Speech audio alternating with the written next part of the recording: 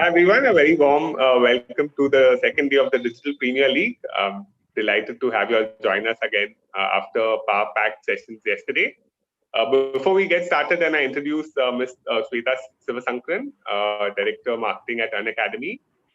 We will we'll sing the song Vande Mataram by a couple of harmonies. That's so sweet.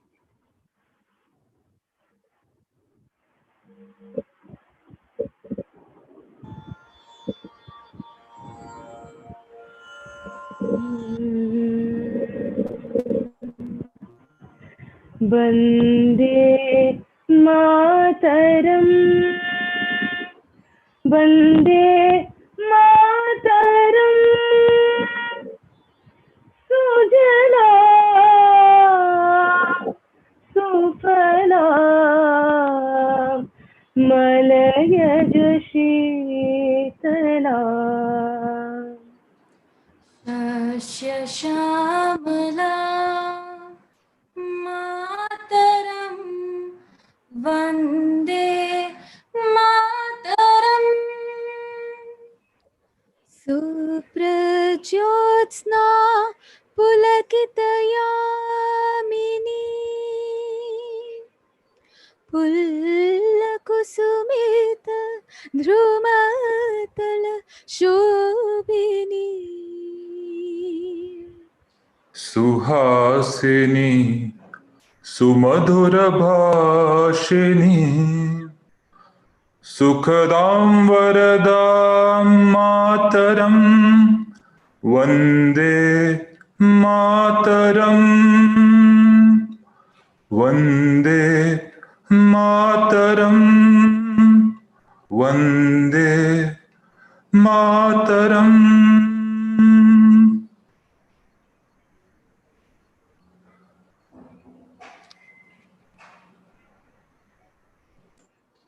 Thank you, team, for the lovely start to the morning. Very warm welcome, Shweta, to the discussion. I'd like to take a minute to introduce you first before we get started. Shweta is a chemical engineer and then went on to do her master's MBA from the Indian School of Business. Shweta, we yesterday had actually Mr. Remarketing, who was the founding dean at ISB as well as one of the speakers. And post that, she went on to start in Engineers India and at Oxfam before joining Unacademy in the very early days of Unacademy, and has really been a key driver in the growth success at Unacademy in terms of hyperscaling. Which brings us to the topic for the day as well, where Shweta is going to be sharing some of her insights, and we will then follow it up with a discussion in terms of what has led to hyperscaling at Unacademy and what are the learnings which some of us can take forward in our own organizations as well. So warm welcome again, Shweta. Thank you, Sunil. Thanks for the introduction. Hi, everyone. What a lovely start to the day with Vande Mataram. What I'm going to do now is just go ahead and just move on to my presentation. Super. I hope you can all see my screen. And perfect. So good morning, everyone. Really happy to be here speaking to all of you as part of the Digital Premier League. What I wanted to do is talk about cracking the hyper growth code.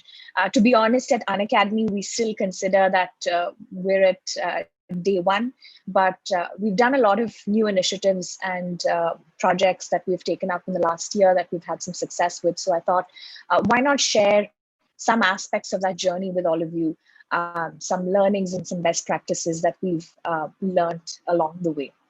Now, just a quick introduction to Unacademy. So Unacademy is an edtech company that was founded in 2015 by Gaurav Munjal, Himesh Singh, and Roman Saini. So we're essentially a platform that brings together the country's top educators who conduct live classes for learners who are either preparing for competitive exams, preparing for school exams, and now even certain non-test prep categories such as competitive programming. Right, so that's what we really pride ourselves on. The country's top educators teach with us, and they conduct classes in a live format. right? Just some, numbers to share with you the scale of Unacademy. We of course started out in 2015, but since then we have more than 30 million learners who learn on our platform, more than 18,000 educators who are onboarded with us. We launched our subscription product in early February 2019, actually. And we had experimented with a few different business models at that point of time, and this was yet another experiment. But this is really the product we found product market fit with. And today, our subscription, has it is offered for more than 40 different categories. We launched with just 12, and that's how much we've grown in just a year. We have more than 3 lakh active subscribers on our platform. One of the interesting things is, particularly in the recent few months, with everyone spending more time at home, we've seen that learners are spending a lot more time learning on the platform. So the average engagement per day is well over 90 minutes. We have more than 1.9 billion minutes of watch time across all of our platforms. And like I mentioned, the classes are conducted in a live format, and we are conducting more than 3,000 live classes on a daily basis. So this was a bit about just the scale of Unacademy. And I just want to segue into talking about the various stages of the startup and marketing at various stages. So I've been at Unacademy for over 2 years now, and have really seen marketing, the team, the strategy really evolve to help us scale. And that has been absolutely critical to whatever we've been able to do and achieve in the last few years. So I just wanted to talk about, looking at marketing at various stages of the startup, and how do you go about thinking about building teams at various stages, right? So broadly, if I had to classify the stages of a startup, I would say seed, pre-revenue, product market fit, scale and expansion, and finally maturity, right? So during the seed and pre-revenue stage, I think what was really important, one of the things that we did was really spend that time researching on your target audience, understanding, what really are their needs, what are they looking for, where does our product really fit in, right? Understanding the value proposition, identifying traction channels. I found the book Traction by Gabriel Weinberg and Justin Mars to be extremely valuable. They talk about 14, 15 different traction channels, and how you can identify what really works for your brand and business. And this is one of the sort of methodologies that we've kind of sworn by, right? The bullseye framework, which is identifying traction channels that would work for your business at that point of time, and constantly just doing A/B tests, experimenting to figure out what really would work for your brand or business. The second stage would be the product market fit stage, right? At this point, it's absolutely critical to figure out what is the positioning, what is the messaging, what is the strategy going to be for your brand or business. Now, hopefully at this point, you've already identified maybe 3 or 4 traction channels that you can start with, and the focus would really need to be on scaling those traction channels. And at this stage, I think it's also good to do some tactical marketing, figuring out what your business objectives are, and taking a very tactical approach to it, right? The third stage, which is the stage that we are currently in, right, the scale and expansion stage. Here, it is extremely critical to have that marketing strategy in place. What role is marketing really going to play in this scaling up process of the business, right? And we very early on, realized the importance of brand marketing. And in fact, at Unacademy, we do believe that brand is sort of a feature of the product, because that is really the key differentiator. Of course, there's all the different aspects of the product and the content, but brand is a critical pillar of the Unacademy product, right? So we started brand marketing, and that has really helped us, move like an entire baseline, right? So brand marketing is something that's important at this stage. Optimization, you've already understood what your traction channels are, what's really working for you, figure out how you can optimize that. And finally, all of the customers that you've acquired, how do you engage and retain them on your platform, right? And finally, of course, at the maturity stage, it's about profitability, consistent and continued communication, and finally optimizing and really enhancing the value perception in the minds of the consumer, right? Now, if I was to talk about building a teams at different stages, right? And of course, this is something that really needs to evolve as your startup grows, and it'll be something that's unique to your brand and business, right? So during the early stages, I think a lean functional team is actually really does the job, right? When I say lean functional team, just a digital marketer with some basic technical skills, someone who can manage social media, a marketer who's good with content, copy, and a designer, right? It's a very functional team, and it's a great way to start off with content marketing, some basic SEO, etc. during this stage, right? Once you're in the growth stage, it becomes really important for the team to evolve along the way as well. It's important to have marketing leaders who have that experience having scale the business. And you can also think of structuring your team with respect to various functions like PR, social media, brand and design, performance marketing, and customer lifecycle management, right? And finally, the mature stage, it could be more layered. Now, when I mean layered, I'm thinking of it more as pods. So say, for example, there are different metrics that are important to you as a business. Say, for example, new user acquisition or revenue or referrals, and you could have teams that sort of fully functional marketing teams that are part of these pods that have a top line business objective that they're working towards. So this is a really interesting way to think about building a team. I think Sean Ellis also talks about building a growth team in Hacking Growth, which I thought was really useful as well. So I mean, of course, this is something that I think needs to evolve as the brand sort of grows, and it's important to be agile enough to be able to adapt as and when you're scaling, right? Now, like I mentioned, this is one of the most important things that we kind of followed at Unacademy, and that has really helped us sort of stay ahead in some sense of the adoption curve with respect to people, processes, systems, etc., and has really helped us scale, right?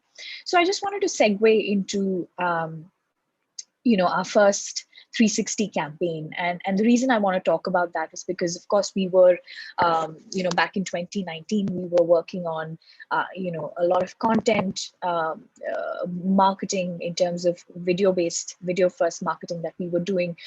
We were also doing a lot of performance marketing that was giving us uplifts for the business, but we realized that it was important at this stage to really establish our brand, right? And that was the idea behind doing our first 360 campaign, Let's Crack It, right? So the key insight behind the Let's Crack It campaign, and of course this was I always say it's very interesting with education. It's fairly intuitive because we've all sort of been a part of the system, but there's a lot of collective expertise within the team, right? We had so many educators and so many learners that we had spoken to, and we realized students are fairly self-motivated today, right? And they don't need to be told that you need to prepare for this exam or this is what you need to do with your life. They're actually pretty clear about what it is that they need to do, and they have that awareness, and they're very cognizant of it, right? But what does happen is that there are a lot of constraints along the way. It could be resources, financial resources. It could be just location related issues that you have to travel, or you don't have access to the best teachers, for instance, in the town that you're living in. And it's typically these multiple constraints that, despite their best intentions, sort of act as obstacles for these students, right? And this was really the insight. And we said, Unacademy would need to be positioned as really an enabler, right? Where we don't need to tell you that this is what you need to do with your life, or this is what you need to prepare for, because you already know, and you just want to ensure that you have the best shot at cracking that particular dream exam of yours. And we wanted to be that enabler and that learning companion in the journey of millions of learners across this country who have a dream to clear an exam, which also means a better life, a better circle, a better career for most of them, right? So this was really the insight. And in terms of the objective at this point, we knew that the campaign objective had to be brand awareness. We had to look at this long-term goal, which was, this is really the building block of building our brand, but also kind of tie it down to short-term metrics and results that we would assess once we did execute the campaign. In terms of the execution, we had 3 brand films that we worked on, and 1 anthem. And I'm not sure if you've had a chance to see the films, but the films are really very deep rooted in insight. Many of these stories actually came from experiences that we've heard from our learners themselves, right? So each of the films address a different sort of aspect of, or rather obstacle that students come across, but are still willing to kind of go the extra mile to ensure that they give the exam the best shot, right? Along this, so we actually had a phased approach to the campaign. So we did phase 1 where we released the 3 films, and phase 2 where we released the Let's Crack It anthem. Now that was a really interesting format that we experimented with, and you know, we had a lot of success with that particular anthem because it was something that really resonated with our target audience, right?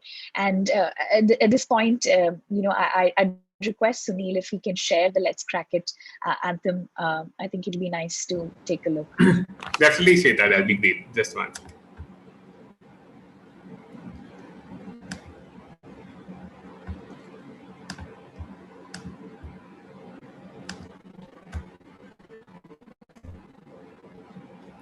From years old, we is yesterday, and now the time comes when we shall redeem our pledge. India will awake to life again. Let's crack it, जोर दे लगा. Let's crack it, पेड़ को छोड़ दे. Let's crack it, रास्ते मोड़ दे. Let's crack it, चल उठ जा. Let's crack it, जोर दे लगा. Let's crack it, पेड़ को छोड़ दे. Let's crack it, रास्ते मोड़ दे. Let's crack it. सादा सी है ये बात, परीक्षा करनी है पास. रोक के रखना अपनी सांस, अपनी एक ही आस, एक ही आस. पीछे सारे मंत्र और रट ले सारे फॉर्मूले. जब तक पार लगे ना नहीं है तब तक रेस्ट ना तू ले. तो इस बार तू हार दे. गाड़ दे, आसमां को फाड़ दे, ज़ोर से दहाड़ दे. अंदर की आवाज़ सुन जो तेरे भीतर आई है. जोर लगा तो जोर लगा. Let's crack it. लड़ जरा कुछ कर. जोर लगा तो जोर लगा. लड़ जरा कुछ कर दिखा. तू काने है बड़ी, इनकी भूख में बड़ा भारी है. बिका है पकवान, इनका शिक्षा के व्यापारी है. एक नंबर तेरा काम, फीस यहाँ बहुत ज्यादा है. तू बाकियों से पीछे है, तू देख कितना नीचे है. ये बाप का सिक्का चलता है, तेरा बाप माता सीखे है. पर सुनेंगी ये धुनेंगी तो बढ़ता जा, बस करता जा. क्रैक करते जा, क्रैक करते जा. जोर लगा तो जोर लगा. लड़ जरा कुछ कर दिखा. Let's crack it, जोर दे लगा. Let's crack it, पेड़ को छोड़ दे. Let's crack it, रास्ते मोड़ दे. Let's crack it, चल उठ जा. Let's crack it, जोर दे लगा. Let's crack it, पेड़ को छोड़ दे. Let's crack it, रास्ते मोड़ दे.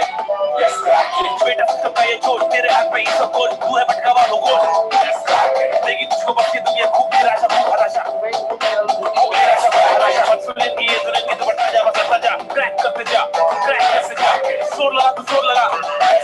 कुछ कर जरा कुछ कर दिखा. जोर लगा तो जोर लगा. किस्मत तेरी मेहनत बन के मौका बेटा लाई है. क्रैक करते जा, क्रैक करते जा. चैलेंज से सुखाया जिससे ट्रॉफी भी उठाई है. क्रैक करते जा, क्रैक करते जा. अंदर की आवाज सुन जो तेरे भीतर आई है. क्रैक करते जा, क्रैक करते जाना. क्रैक क्रैक करते जाना. क्रैक क्रैक करते जाना. क्रैक क्रैक करते जाना. क्रैक. Let's crack it, चल उठ जा. Let's crack it, जोर दे लगा.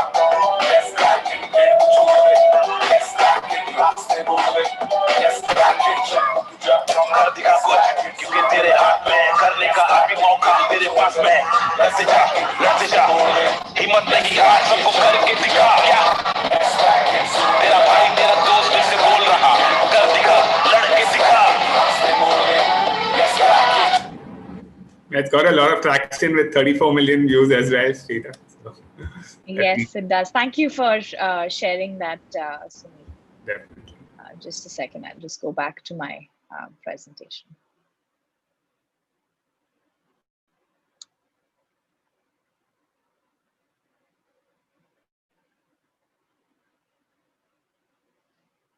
So that was the anthem, and you know, we did really have a lot of success with that particular anthem because it was something that really celebrated the spirit of learners and learners across this country in different situations who are kind of working towards their own sort of dream exams, and this really celebrated the spirit of those learners, right? So in terms of the distribution, it was a 360 campaign. So we did plan outdoor TV, digital, and print, right? So in terms of outdoor, if you see, it's actually pretty simple, the messaging. We just had billboards all across this country, top cities in top markets for us, with just the message, let's crack it, right? Now, the idea of this is we really wanted to hammer this tagline with everyone and really own the word crack in the minds of the consumer. So this was an outdoor campaign that we did. TV and digital was also a huge part of the plan. And digital, of course, we apart from the traditional promotions on YouTube and social, etc., we did a lot of content integrations, which was really interesting. The Anthem itself, it was on Dance Plus. We had an MTV Hustle rendition. Of course, it was distributed through Sony Music. So there were a lot of interesting content integrations that helped the Anthem sort of get more popular in this particular community. And print, of course, is something that we did as well. But largely, TV and digital and outdoor was, how we distributed this. Now, coming to results, which I think is really important, right? I think while the objective of the campaign was sort of brand building, and we knew that the results would compound over time, what we did see during that campaign duration was we had a 40% increase in branded search queries just right after the campaign launch. The films, of course, the films and the Anthem, had garnered well over, we did 3 YouTube mastheads during that point of time. Each of those videos got more than 30 million views. We also did a lot of promotions extensively on social, so on TikTok, on Facebook, and of course the content integrations that I mentioned, right? We had also worked on Quota Factory and Operation MBBS, which was 2 web series that we worked in the past, but we had some integrations that we did with that cast for the Let's Crack It Anthem as well, and that did really well. And of course, this also did actually translate into a 20% increase in the app installs, which was the daily average number, right? So, the idea behind this campaign, like I mentioned, was really brand awareness, but this was, of course, supplemented with all of the performance marketing efforts, all of the content sales efforts that we were doing internally. So the effect really, like I mentioned, was compounded, right? Now I want to talk about, particularly in the last few months, right? There's been a renewed sort of interest in EdTech as a space because now people are at home, students are at home. It's just sort of sped up the adoption of online learning, right? But one of the things that we did very early on, I think really helped us during this period, was that we continue to innovate during this period. We continue to plan well in advance on how we could really build our brand during this period, and that is really, especially in the education space, that becomes extremely important when you decide that this is the brand that I trust. This is the brand where I'd like to study because I'm working towards this particular goal of mine, right? So I just wanted to share some of the initiatives that we undertook in the last few months during the pandemic that have really helped us, achieve some of the numbers that I shared in one of the earlier slides. Higher number of daily active users, greater engagement in terms of time spent on the platform on a daily basis, etc. Right. So one of the first things that we did when the lockdown was announced was we opened out our platform to all schools, institutes that were affected because of the lockdown, right? So what this did was, we already had the product, and it's extremely intuitive and very easy to use. And we said, why not, extend this, to others in this country where learning really has come to a halt, right? Because ultimately, the vision has always been to sort of build the best consumer internet product for education and learning, right? Not just test prep or not just school education. It has been learning in general, and that's really what we believe in. So that was one of the first initiatives that we did. Of course, right after that, we decided that we urged our educators to really step up and conduct more than 20,000 free live classes on the platform. This is an initiative that did extremely well. It really helped us get a lot of traction. People were spending a lot more time on the platform, consuming this content by top educators across this country. And this is something that we follow even to this day, where we give a lot of free classes to students, right? The third initiative that I want to talk about is Legends on Unacademy. And we'd always spoken about this, right? Like I mentioned, we've always wanted to be a holistic learning platform. So of course, students were coming to our platform to prepare for, their exams.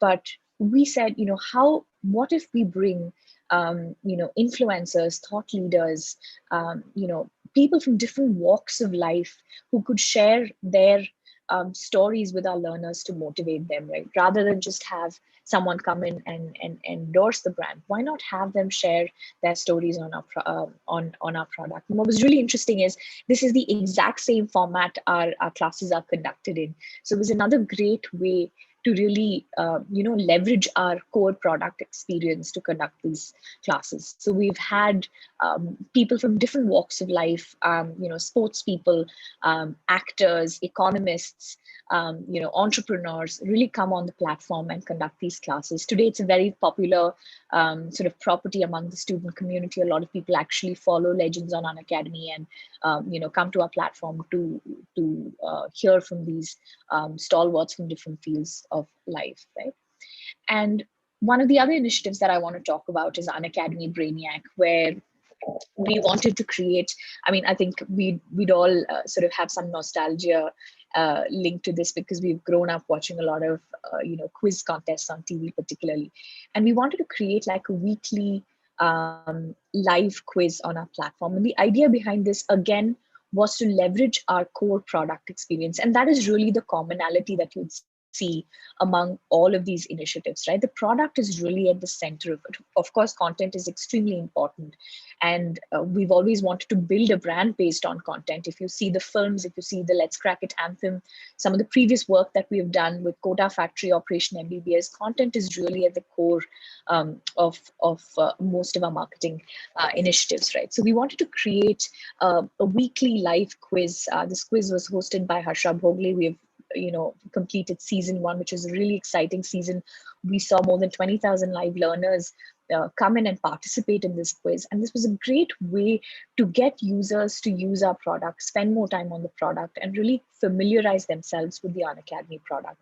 So another great initiative that helped us leverage our core product experience, right? Now, if I was to come, sort of move on to talking about how we think about leveraging the digital marketing funnel, right, for both growth as well as brand building. I think while fundamentally the traditional marketing funnel, the linear traditional marketing funnel still holds true in some sense, the truth is, I think because of digital, the journey of the user is no longer linear. And let me give you an example for that, right? Say, for example, I'm a student who's preparing for the IIT JEE exam, which is one of the most toughest exams that are conducted in this country. I aspire to study in a top engineering school in this country. The very fact that I know that I'm preparing for this particular exam, that I know that I need to prepare for it, means that I'm already in the awareness stage, right? And at this point, say, for example, I get introduced to the options of studying, whether it's online, whether it's self-study, whether it's offline, etc. Right? And I come across, say, a YouTube masthead by this brand, Unacademy, it's an interesting film. It's a beautiful story. It resonates with me. I hear about brand Unacademy, and I'm now introduced to this particular brand, right? Now, at this point, I've decided that, okay, I want to kind of prepare on my own, look at resources online, right? And I've moved into the consideration stage. And at this stage, I'm doing a little bit of research on where I need to study. I'm doing a couple of Google searches, a few ads get thrown up to me about, live classes by top educators, teachers from Quota who are teaching on Unacademy, and suddenly I'm very interested in this particular product, right? But the interesting thing is I spend some time in this research and discovery loop, right? And at this point, say, for example, a friend of mine tells me about Quota Factory, which is a web series on the lives of IIT JEE aspirants. I go back and I watch that. And again, I'm introduced to the Unacademy brand and therefore moving back into the awareness stage, right? So I've already spent some time in this research and discovery loop, and I'm moving between the stages, right? And now that I've actually actively researched the product, probably, downloaded the app, or again, moving back to the consideration stage, and I get a very targeted ad telling me about a specific course that's starting that piques my interest, and I decide to purchase the subscription for IIT-JEE, right? So the interesting thing here is the journey of the user consumer is no longer linear, and therefore it becomes extremely critical that your brand is present across, right? Which means you have to adopt a full funnel strategy. You cannot think that just going after the short-term spikes will help you with baseline shifts in the long term, right? And there's a really interesting article on by Tom Roach, The Wrong and the Short of It, right? Where he talks about how it's not brand or performance, right? It's brand and performance, because what you're able to do is performance or sales is going to give you these short uplifts, right? But and of course they are sustained, but the important thing is that what brand marketing can give you, or focus on the top of funnel can give you, is literally a compounded effect, a baseline shift, which is what you'll observe with time, right? So I think it's extremely important to take a full funnel approach to this. And this is the digital marketing funnel that I kind of chopped out basis what we've done at Unacademy. What are some of the things that we have done as a brand? When users are at the awareness stage, these are some of the campaigns that we have run, some of the channels, some of the formats that we have leveraged to kind of communicate with users who are in this particular part of the funnel. Once it's consideration, we focus a lot more on performance, a lot more on targeted, CTA driven campaigns. And finally, once the user does purchase, the communication is about the product, getting them to activate, consume content, focus really on the product experience of it all, right? So apart from, of course, the brand piece, which I spoke about, that is extremely important, 3 other touch points that I want to talk about that have really helped us, scale our efforts is, building a strong social media presence. I think this is one of the things that we did very, very early on. Again, not very easy to do, especially in the early days. You're not very sure about what the results of this is going to really be. But I think, the fact that we started working on our social media handles, back in almost 2016, 2017, today we're at more than 2 million followers across our social media channels. We've always, focused on posting relevant and engaging content that's, relevant for those particular platforms. And that has really helped us, build a strong social media presence. And I think it's a great way to sort of reinforce your brand and, also introduce your brand to your consumers, because that's really where our TG is, and it makes a lot of sense. The second is content marketing, and there are 3 key principles that we sort of follow when it comes to content marketing, right?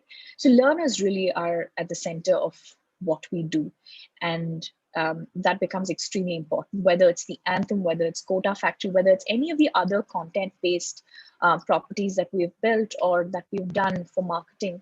The learner is really at the center of it. The second, of course, is consistency with respect to communication. And the third is that educators are as important to our brand as learners, and really all of our efforts have been around celebrating educators. So like, the Let's Crack It Anthem has more than 34 million views on YouTube. Quota Factory, as has done extremely well. It's IMDb's top rated show web series for 2019. In fact, this again was a brand building effort which had a lot of impact on business very immediately after the success of this show. So this was something that we had a lot of success with. And finally, of course, performance marketing. I think this is really about the uplifts that I was talking about. This has been consistent. We've, very early on, we started doing the Google Universal App campaigns for installs very early on. And that, is a great way to help drive app awareness for your particular product, especially if you're a app first business, and supplementing that with re-engagement campaigns, retargeting campaigns to get users to activate on our platform and finally, of course, become paid subscribers. So we've explored very many different formats, different channels, etc., for performance marketing. This is something that we do at scale, and really something that supplements all of our brand building efforts, right? Because I do believe that it is both together that really help you hyperscale, right? Because ultimately, if you're just focused on the short-term result-driven campaigns, the long-term campaigns that can help you compound the effects of what you're doing, you're missing out on that. And therefore, taking that full funnel strategy, full funnel approach, I think is extremely important, right? And of course, I think, measuring marketing effectiveness is something that's very important. Like, you don't have to think about the fact that, a long-term campaign like a brand campaign is something that you cannot measure, that you will not see immediate results from, right?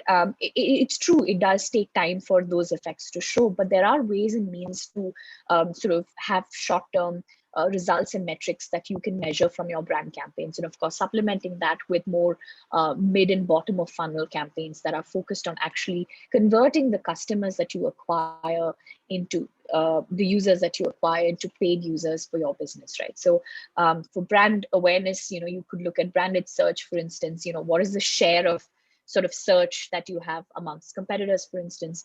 You can look at impressions, views through your ads. Some metrics that you can look at are CPMs and CPVs.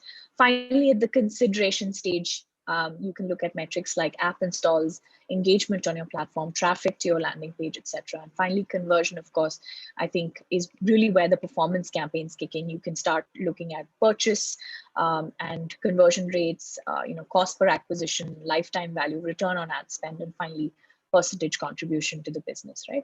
So I think with hyperscaling, I think what really becomes important is, of course, there are three prerequisites that you kind of need to focus on.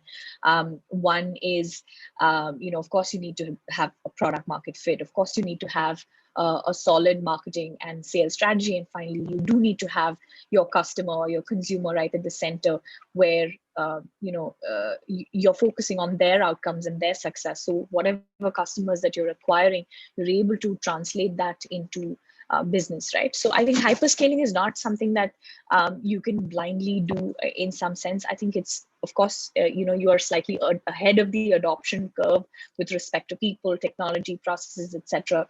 But it's important to be able to, devise certain, metrics, etc., that you can assess from time to time, and figure out controlled experiments that you can do so that the business is really able to sustain itself as you hyperscale. Right? So that's really where I'd like to close and my presentation. Yes. So thanks, everyone. No, that's amazing, Shweta. Thank you so much. I think given the full funnel, like I was hoping to ask you the question in terms of metrics, but you've clearly already laid that out and, very insightful. I think over the next 15-20 minutes, I had a few questions along with my colleague as well. And then we'll open it up to some of the participants' questions as well. I think one, you clearly mentioned on the in terms of hyperscaling, how do you see, different stages of growth? I think like even Unacademy started out as a YouTube channel. So, as a startup, like when do you see, okay, this stage I have to start investing X amount, or, how do you decide like, okay, let's ramp it up now or let's slow down? Those phases, I think that would be really interesting to hear from you, Shweta. Sure. So I think, like I mentioned with hyperscaling, I think because you're already ahead of the adoption curve in some sense, it's not about, and of course the appetite for, say, cost per acquisition or appetite for how much you want to scale really depends on the brand. I think that's unique to brands and businesses, and of course this could be different across industries as well, right? But I think the the important thing really is to be able to not do a nationwide campaign when you're not sure if the business will be able to sustain, if you're able to achieve that kind of growth, right? Doing a lot of experiments, figuring out let's try something like this at this point of time, a controlled sort of experiment, maybe with a limited audience, a limited market, trying something out there, right? Like now, even if I was to talk about some of the brand initiatives that we did very early on, right? We said, let's pick a category like IIT JEE. Let's do this web series, right? Let's try something like this instead, or let's do another initiative such as Legends on Unacademy, which is of course a much bigger scale, right? So I think a lot of it also, I mean, with hyperscaling, a lot of it also depends on the sort of risk appetite in some sense of the business, right? But you really have to sort of experiment along the way and take those learnings, because there are no benchmarks at this point of time, right? So I think it's important to try different things and experiment and create those sort of benchmarks with respect to, okay, this is my cost of acquisition, this is my cost of operations, and this is what I can work with, this is what my business can sustain, right? And of course, all of the other aspects, which is the fact that you need to have a business model, you need to have product market fit, you need to have strategies in place. I think those are of course prerequisites when you are trying to hyperscale, right? So I mean, that's the way that I would look at it. Understood. So after product market fit, it depends on the business and the business model to figure out the different stages of I mean, of course, yeah. I think product market fit is just, I mean, it doesn't mean that your business will be successful. Of course, it just means that there is demand for your product. But of course, that's a prerequisite, and it helps to have that, because ultimately hyperscaling doesn't make sense if your business cannot sustain itself, right? So whatever you're able to do, you should be able to sustain that growth, and that's really, I think that's really what's crucial. So absolutely. I think Pratiksha had a question. You want to go? Sure.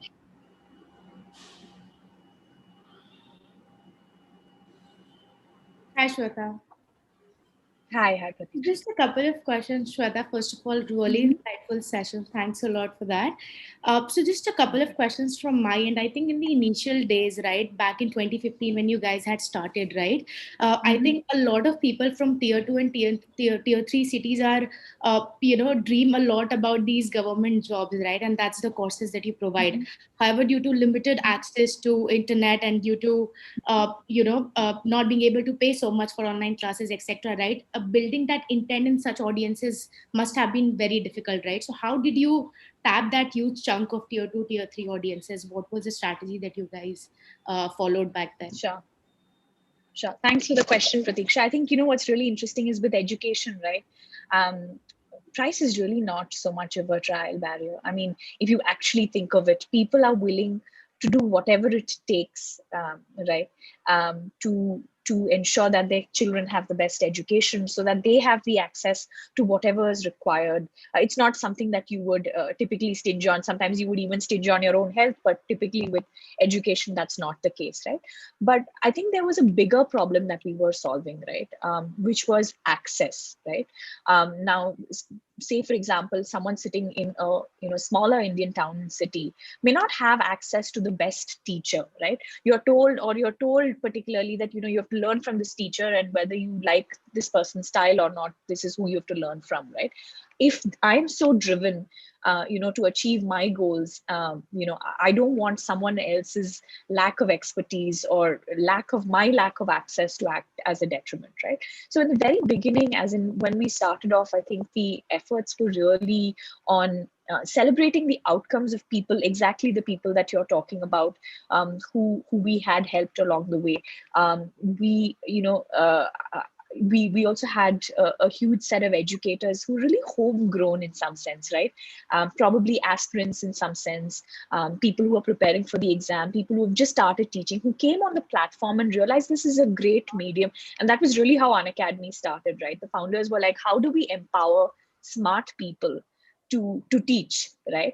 And the initial focus of the first few years was really on the supply side. When we were focusing on the educators at that point of time, we wanted to ensure that irrespective of where you're located in this country, you will get access to the best teachers, right? And that is what we focused on very early on. And to be honest, in this particular segment, for this target audience, people know who the best teachers are for whatever exams, right? You don't, you know that such and such teacher is the best in quota for IIT JEE, for instance, or such and such teacher is the best for UPSC in Delhi, for instance, right? So our efforts were really on onboarding those teachers, bringing the best talent to Unacademy, and really the learners pretty much just followed right after that. Of course, we did a lot of other marketing efforts and a lot of other things along the way, but I think it was really important to get the best teachers on our platform and build a great product. And that's really what we focused on during the early days. Got it. Understood. Thanks, Shweta, for that.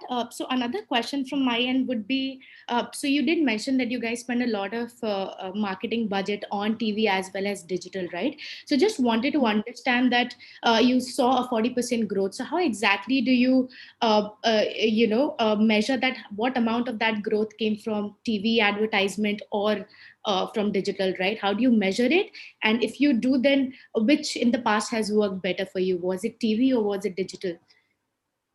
So, I mean, in terms of, we are a digital product. So it was only during the Let's Crack It campaign that I spoke about TV, but largely most of our marketing is really digital first because we're an app product, we're a digital product. So it makes more sense. And, with digital, it's a lot more easier because it's very measurable and you know exactly, if you're spending $1, you can actually, figure out where that's going and what that's translating into. With traditional marketing, yes, it is harder, but I think the important thing is to figure out certain sort of proxy metrics that you can look at in some sense, right? Because ultimately, it's hard to exactly put a specific number to, this percentage of, branded search queries came from my campaigns, but certain things like, looking at baseline shifts, right? We did this campaign, there was a clear baseline shift, right? We were observing these uplifts with all of the marketing efforts that we were doing on digital, and that was sustained, of course. But what actually happened with this brand campaign that we did was there was a complete baseline shift for us, right? And that's really what propels your brand, and that's really what helps your brand scale, right? So I think with brand efforts, it's slightly longer. It's a longer sort of process to measure.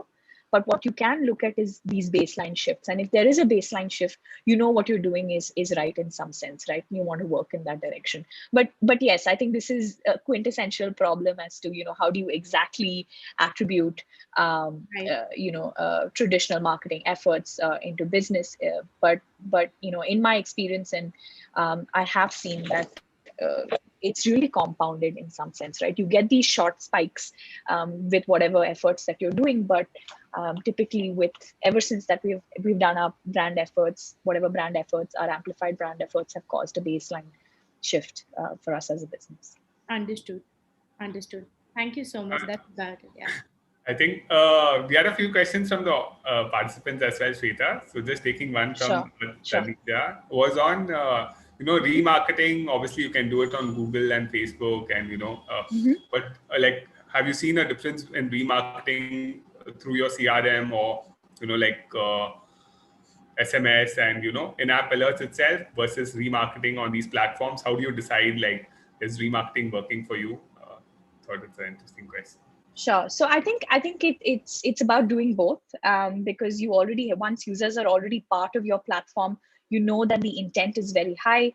They're engaging on your platform, and typically with remarketing, I think when you're present across platforms, you're just ensuring that you're kind of covering all bases, that you're able to reach the users, everywhere, right? So it's not that one works better than the other. It really depends on how well you're able to reach the user and, how often. Right. So across, our remarketing efforts are consistent across both, database marketing as well as, so we build a lot of journeys that we, run through our marketing automation tools. We're also leveraging, ad networks, affiliate channels, programmatic to sort of remarket our users. And I think it's not really one or the other. I think it's just sort of a combined lens that we take at looking at. No, definitely. I think it's sometimes difficult to cull out the remarketing ROI, right? Because the dashboard numbers would look really good, but you don't know how many of those have actually happened. True. I think it helps to have, this was a problem that, of course, arose very recently when we scaled tremendously, and, we were operating two, 3 channels for remarketing back in, early 2018, 2019. And, then we scaled to more than 10, 15, right? And at that point of time, I think it makes sense to look at attribution and, figure out and of course you can decide what your attribution model needs to be, whether it's time decay or last click, but that's pretty much the only way to kind of measure the effectivity of a channel at that point of time, right? Of course, they're all working together, and typically in education, I do believe that a user does have multiple touch points. It's really not as simple as I see an ad and I convert.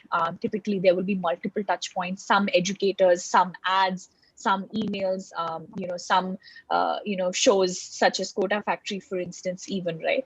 So I think it's important to be cognizant of the fact that there will be multiple touch points along the journey of the user, but having an attribution model in place and at least will help you attribute the success of that particular transaction or that purchase to a particular channel, right? And that's the way that we look at it now. Yeah. Right. No, I think definitely, as you mentioned, it's full funnel marketing approach, and also I think the cost of not doing remarketing also is very high, right? Like you might think, okay, let's stop it, but so I think that's definitely there. How do you look at personalization? I mean, Shweta? especially in the growth stage, I think it's become. Sorry. No, absolutely. Please go ahead. On the growth. No, I was. I think was I was asking about the personalization. Mm-hmm. Yeah, I think today maybe you can personalization combine is it with absolutely key, personalization, right? Yeah, personalization I think is absolutely key, right? Even from a remarketing standpoint, a lot of what we do is now dynamic ads, and we've had a lot of success with that. And I think we are probably one of the first few education companies to use sort of catalog ads in some sense, I think. But I think personalization is extremely important. We're a very diverse platform at this point. We have classes that are conducted in more than 11, 12 Indian languages. There's a range of content that's available on the platform. So I think it becomes extremely important, and particularly from a remarketing standpoint, if I'm able to personalize the ad to the extent that it appeals to that particular user, the conversion just the chances of conversion are higher. Right, and a lot of creatives as well required for that personalization, and you'll use programmatic as well as part of your. We do, yes, we do. Great. And I think a good question from Murli was in terms of if you could share like what are, out of all the initiatives you'll have run at Unacademy, like what would be the top 3 initiatives which shifted the baseline itself? You could share that. Would be interesting. Sure. So I think obviously it has to. I think the first initiative I would say is our Let's Crack It campaign itself, because that was really our first foray into brand marketing at such scale, right? And that is where we really observed a baseline shift. The second, of course, I think we are official partners for the IPL, so that's another initiative that has helped get us a lot of interest in the brand itself.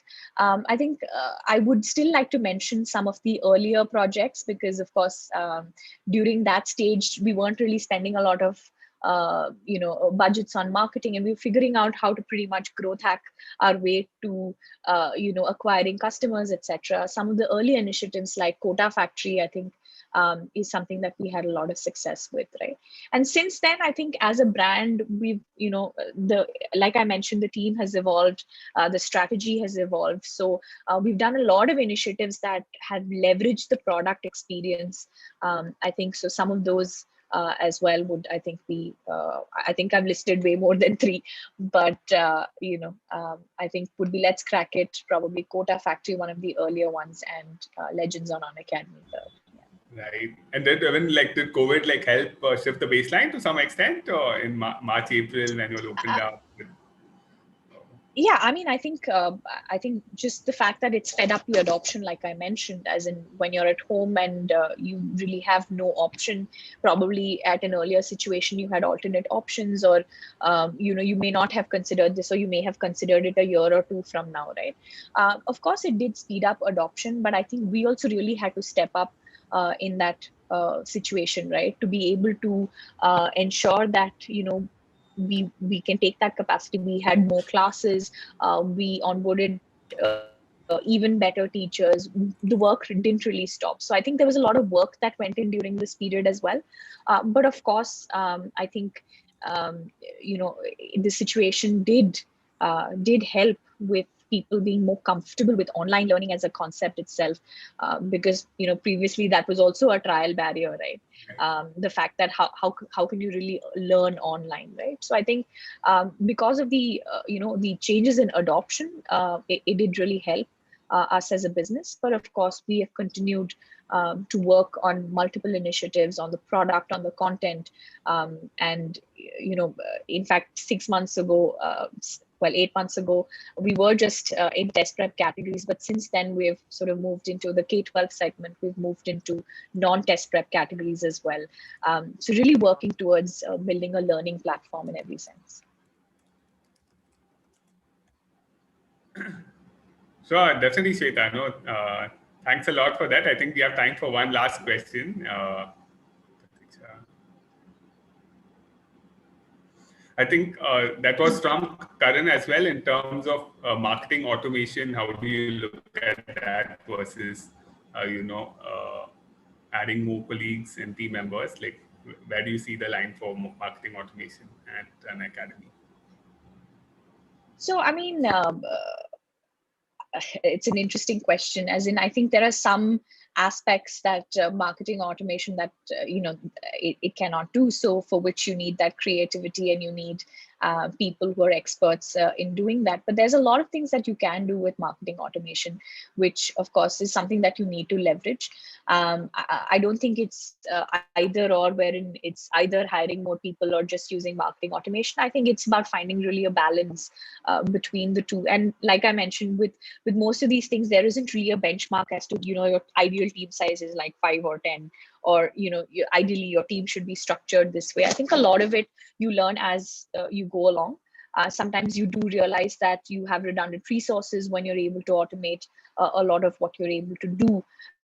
But I think that's something that you learn as you experiment and as you scale and grow the brand. So I think, and again, that's different for every brand, right?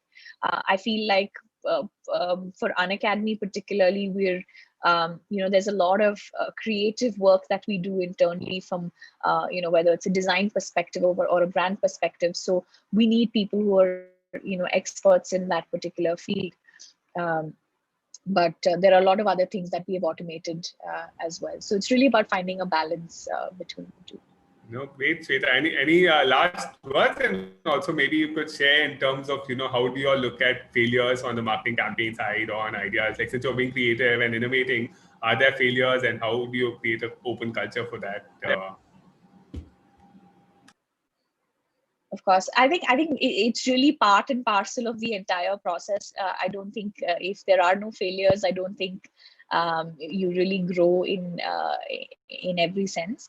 So there have been a lot of failures, even both from a brand point of view. A lot of things that we've tried that has not worked. But I think what's important is that you learn along the way and you apply those learnings as you move along. And like I mentioned, I think with hyperscaling and scaling itself in general, I don't think, like I mentioned, even from a revenue model perspective, we had tried different things before we finally found product market fit almost 4 years into our existence, right? So I think there's obviously every day we're still at day one, we're still innovating, we're still kind of trying different things out, experimenting, because I think once you stop experimenting, it's, you really hit a wall. So even from a marketing perspective, what we're doing is constantly innovating and thinking, how can we really push the boundaries, and how can we really try something new that will work and appeal to our target audience. Of course, ultimately, the goal is always that it translates into business, but sometimes it doesn't, but you still learn along the way. So I think it's part and parcel of the process. Thank you very much, Shweta. I think you and your team have given the Let's Crack It, code to all Thanks of us a lot, as Sunil. well, and to the nation. So thanks a lot, and all the best at Unacademy to continue scaling, hyperscaling. Thank you, Sunil. Thank you. Thank you. Have a good day. Thank you. Thanks. Thank you. Thank you so much. Thank you. You have a good day too. Bye. Thank you. Over to Dhruvi for a short quiz. Thank you, Shweta, for that insightful session. Before we move on to the next session, quickly have a round of DPL 20 quiz. If all of you can head to slido.com and put in the event code DPL 2020 or scan the QR code on the screen. I would request all of you to please put in your full names so that we can get back to you on the winners.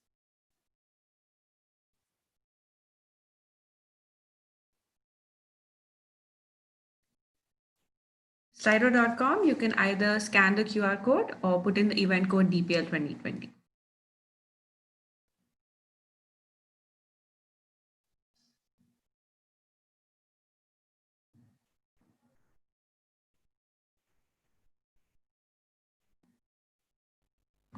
Please do join in. We're going to have 15 lucky winners and all of you all are going to get Amazon vouchers for whoever gets all the answers right.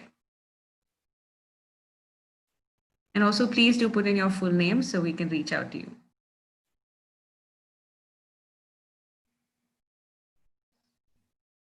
See a couple of you joining in.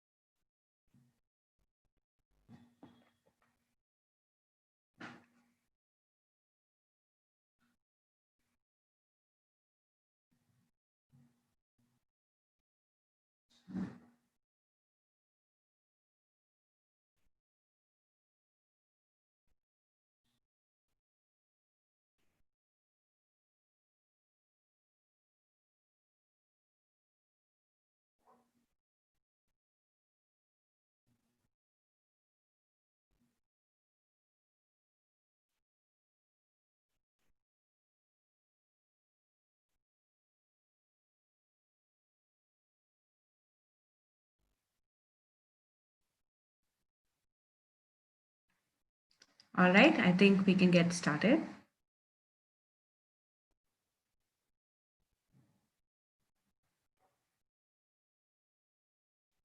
So our first question is, what percentage of YouTube users prefer to watch content in vernacular languages? Is it 67%, 93%, 82%, or 34%?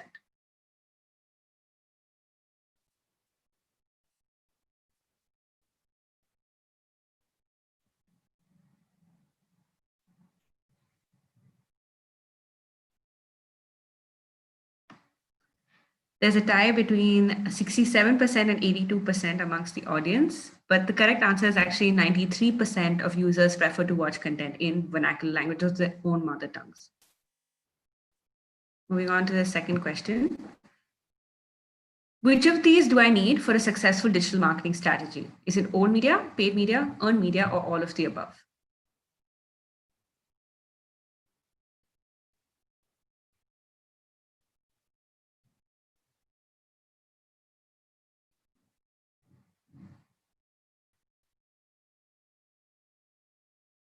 All of the above is the right answer, which I think most of you got right. Moving on to the third question. Which platforms do the majority of the influencers prefer? Is it Facebook, Instagram, LinkedIn, YouTube, or ShareChat? This is answered based on a survey done by influencer.in. So which platform do the majority of influencers prefer in India?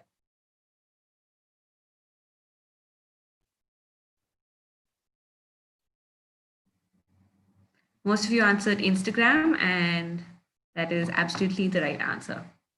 Thank you so much, guys, for participating in the quiz. Over to Sunil and Mr. Harish to take the next session forward.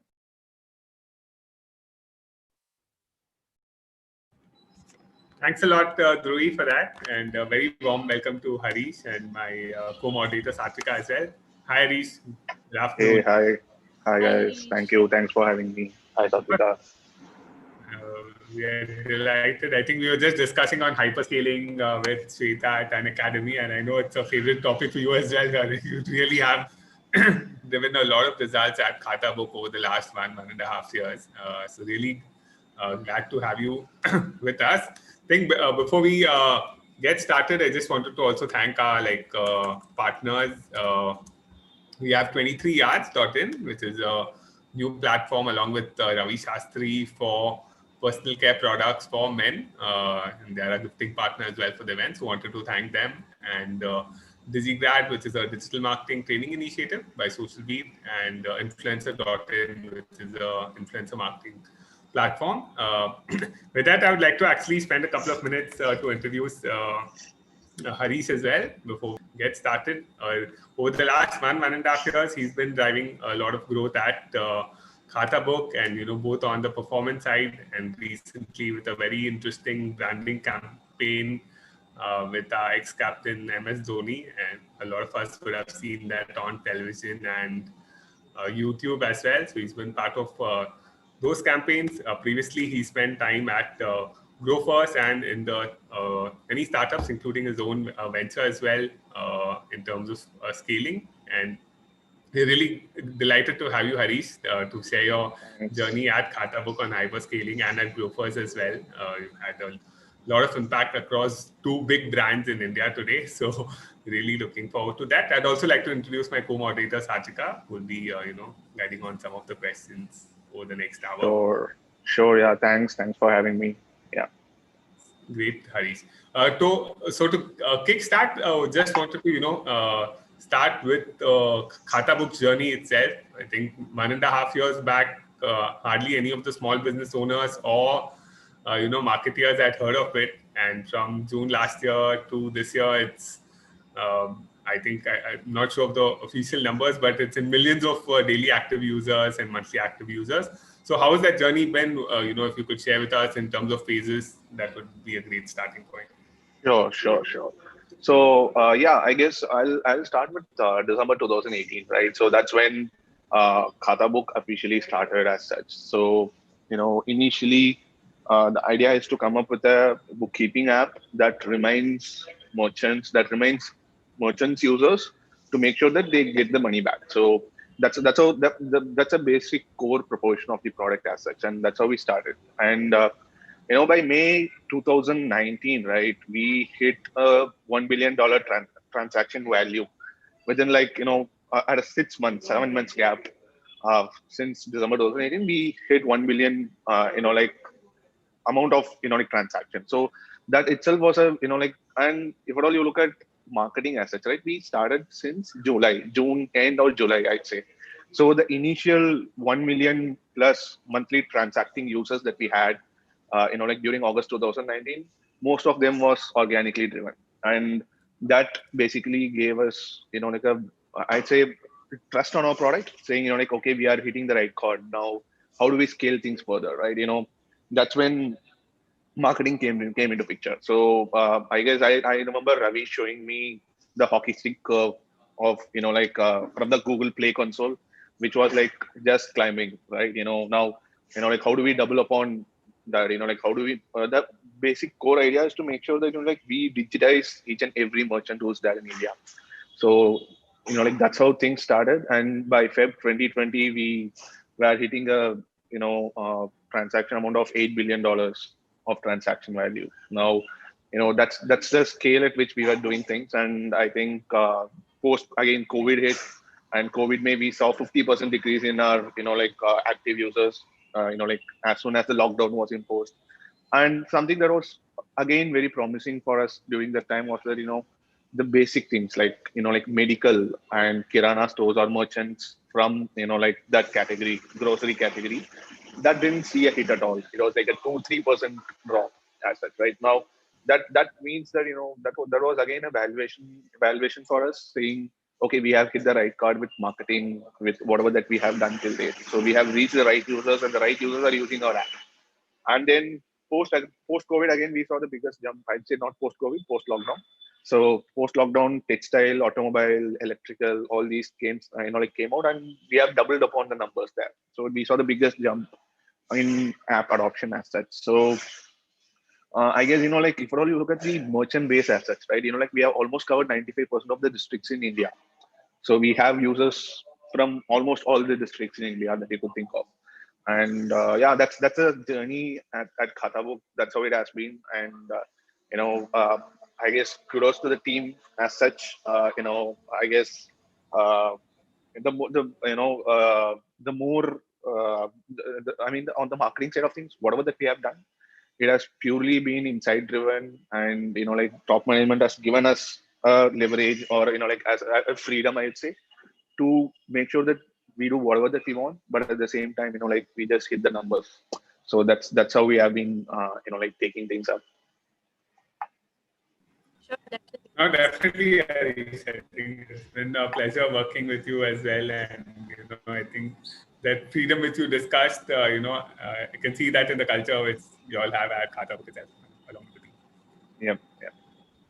So I think what we really wanted to understand, Harish, while you highlighted the journey which had great scale at Khatabook, there's also been a lot of retention on the app. So what we wanted to know was, could you highlight some of the key game changers that aided this? I think there are a few, definitely.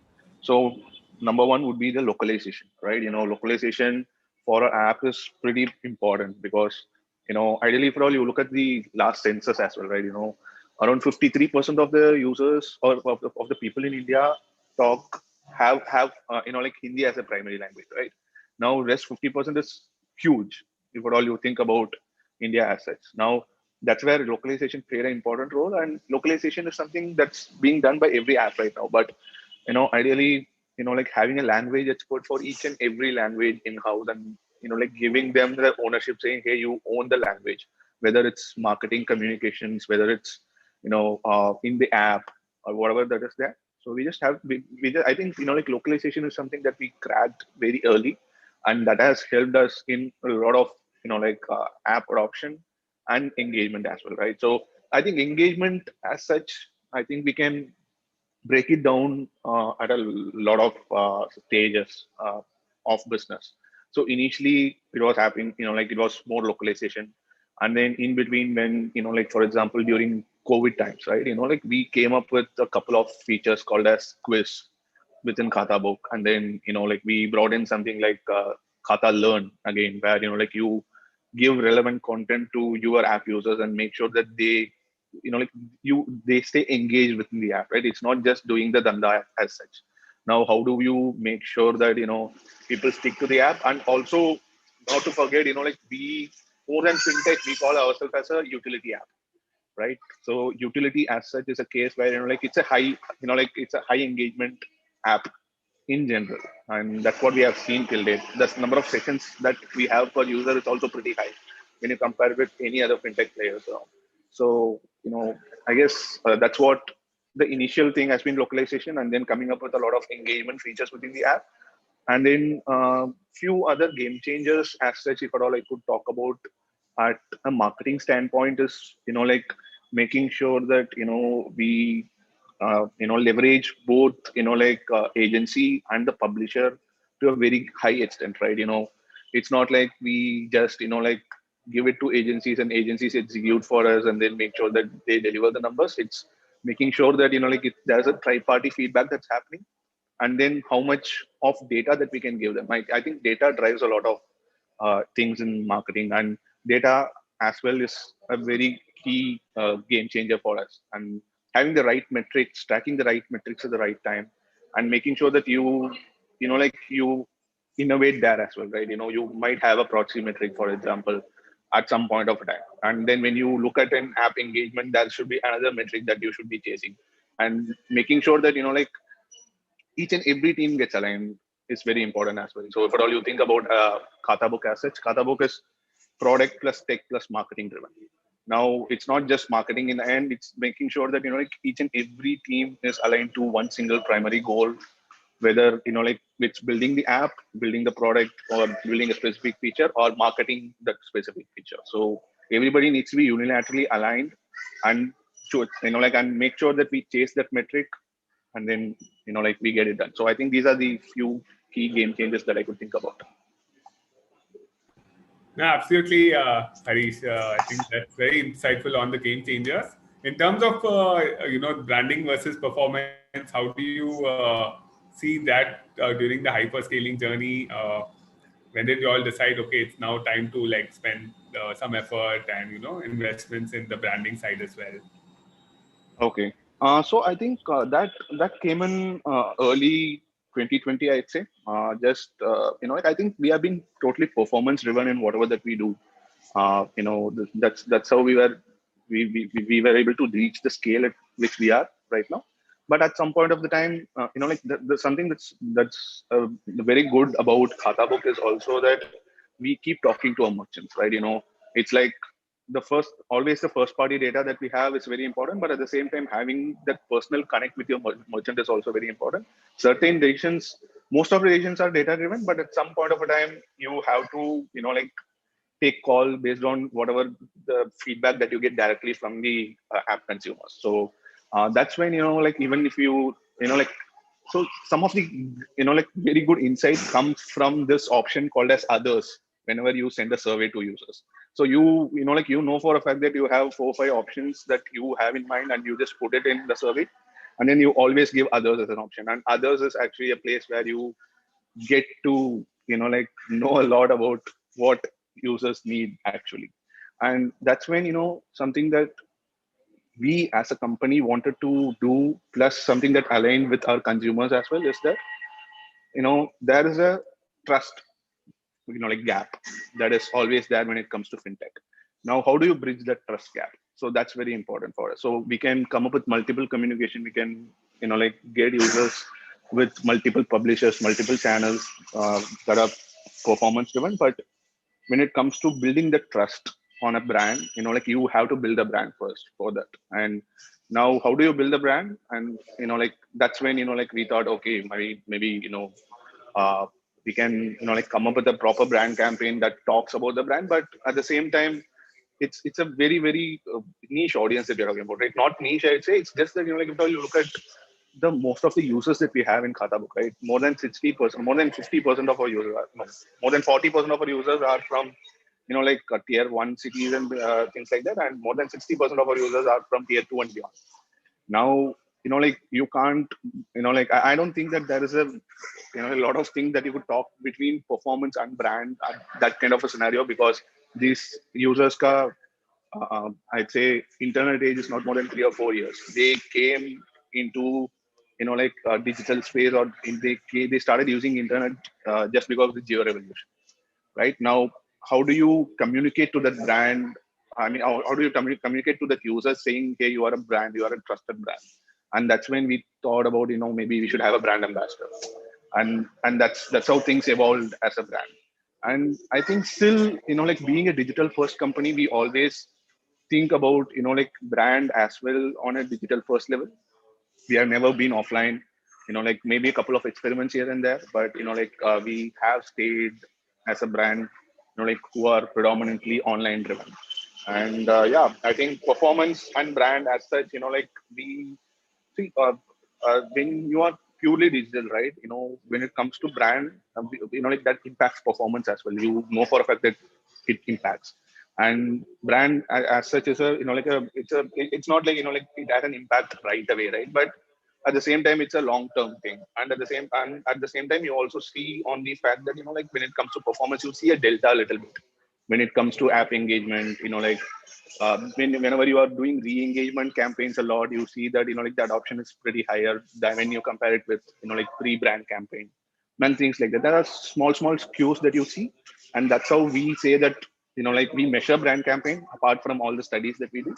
So yeah, it's been overall pretty good journey on both brand and performance, I'd say. Right. No, I think definitely, and we'll come to the branding part in more detail as well shortly, Harish.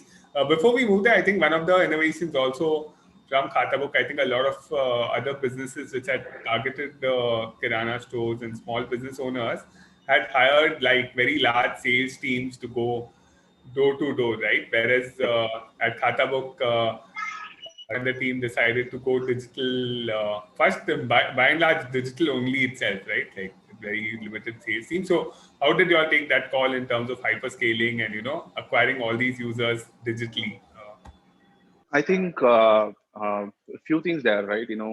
Uh, it's just that, like each and every player in the market has the same publishers and same agencies. It's just that how do you leverage them, right? That's where, like for us, content and creative, I'd say, has been has been the major driver of things. So if at all you look at certain creatives that we have made, and like at a scale at which we have made, I don't think a lot of brand managers would approve the creative.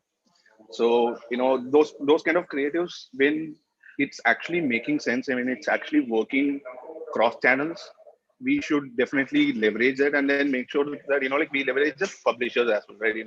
If at all, if one particular publisher's creative is working good at one single place, like we were like brave enough to try those creative in other platforms and see if at all that's working out, and then if it's working out, we double up on it. And with a lot of experiments that we have done as well, right?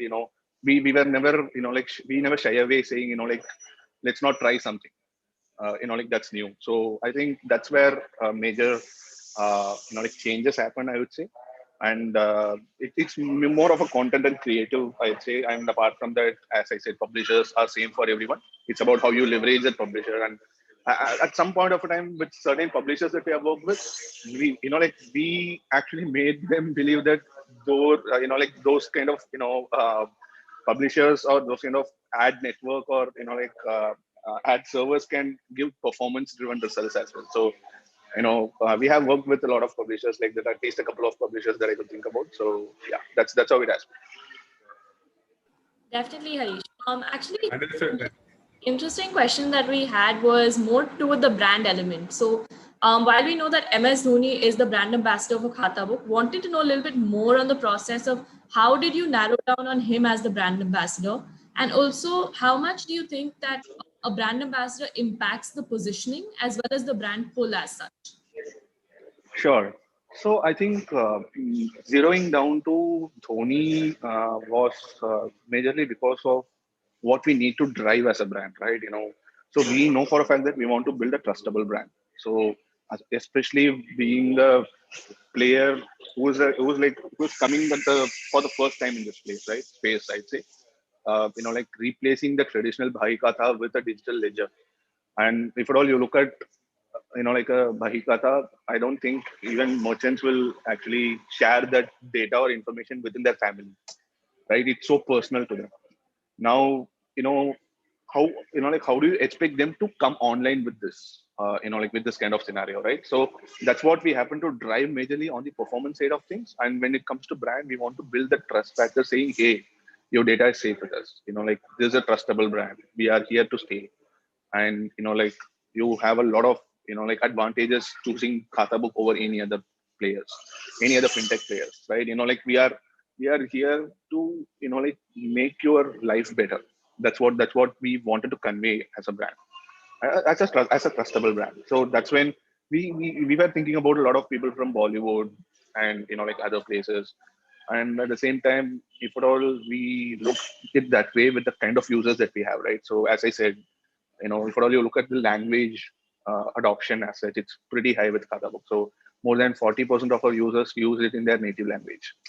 Now, ideally keeping that in mind, let's say, like we take a Bollywood celebrity, how do you cater to the, other audiences in India?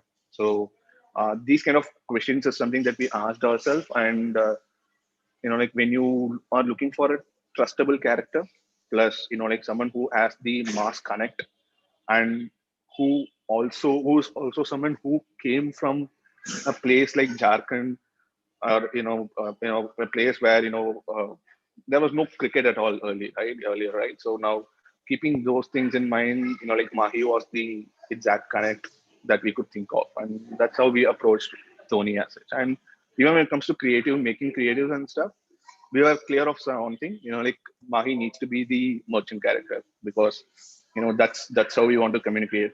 Like merchant is a hero for us now. That's how we build the entire narrative as well. Sure, Harish. Yeah, very interesting actually. I want to actually play one video which you created for the brand itself, and maybe one influencer video, and then we could discuss how we narrow down on not just a big brand ambassador, but also minor and micro influencers as well. Sorry, can you repeat that? I lost you there. Sorry, I said, could I play a video like one of the brand videos we made for Dhoni, Sure. as well as one of the influencer videos, and we can discuss maybe macro and micro influencers and how both play a role. Definitely. Yeah, I'll just Sure. share my screen now.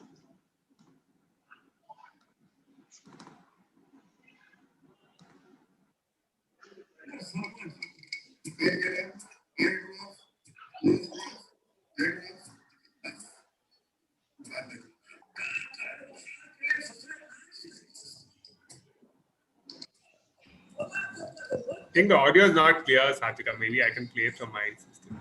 Okay, sure.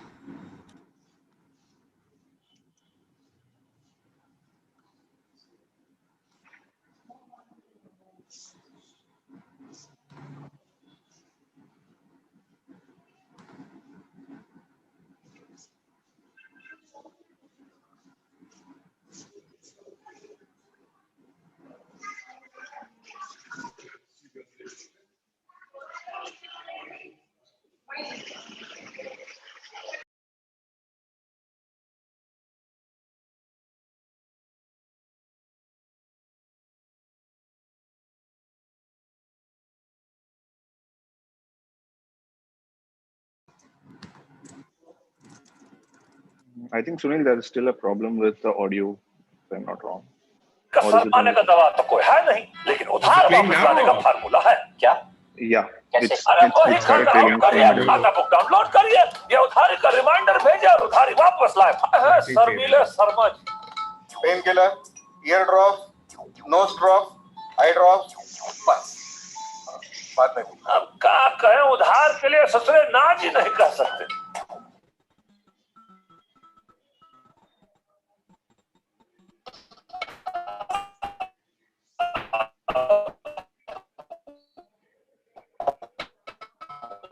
मना करने का मन तो बहुत करता है,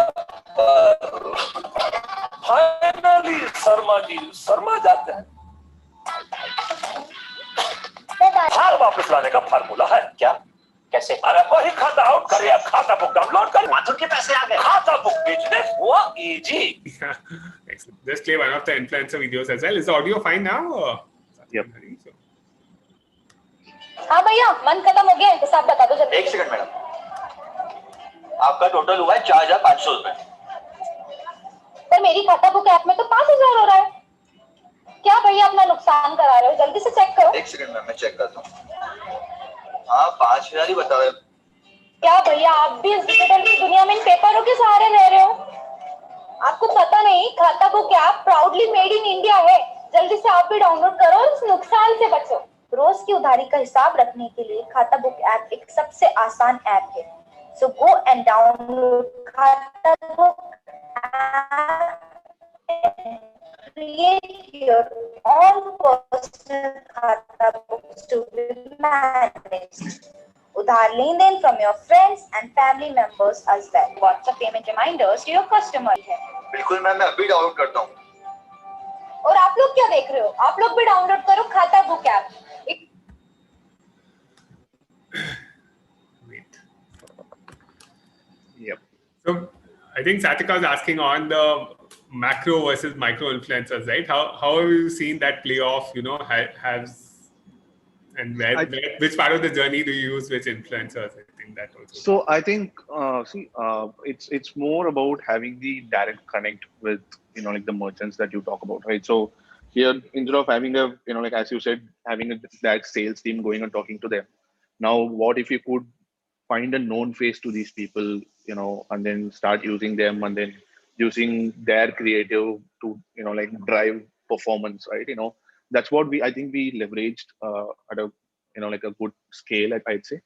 And that's how we approach micro influencers, right? Micro influencers, as for example, if at all you take a city like Bangalore or Chennai, there are few micro influencers who are very I mean, like they know the nuances better for that particular city, the way they want to communicate. So what sticks to those kind of people, and I think that's what we took leverage on, and and these creatives that we made were totally performance driven because it has a direct connect. And at a macro level, it's about registering the brand at top of the mind, right? So I think there like it would be, instead of going more granular, talking about features and like going deeper into the app layout and screens, we made sure that like we use like we narrate a communication that like almost communicates everything that needs to be communicated in a granular manner, but at the same time at a very subtle and like enjoyable way as a brand. So now that's what sticks when you use a macro influencer or a brand ambassador like Dhoni. So yeah. Right, Harish. And on the micro influencers, like has that been a part of like your strategy to like connect with consumers, like in terms of So focus? Yeah. I'd say it depends on the brand in the end, right? So I think with the kind of TG that we have and TG that we want to communicate to, I think micro influencers was one of the easy way to, go there, and that's what we leverage. And I think it's a call by a brand plus their TG that they have, saying like whether they want to leverage these kind of creators and like how they want to move forward. But with our TG, I think this was one of the game changers. Right. I don't think before Khatabook any other brand had used vernacular influencers at that scale, right? I think even FMCG and those had used it more for the branding side, but not at the scale to really connect with millions of Indians across Bharat. Agree.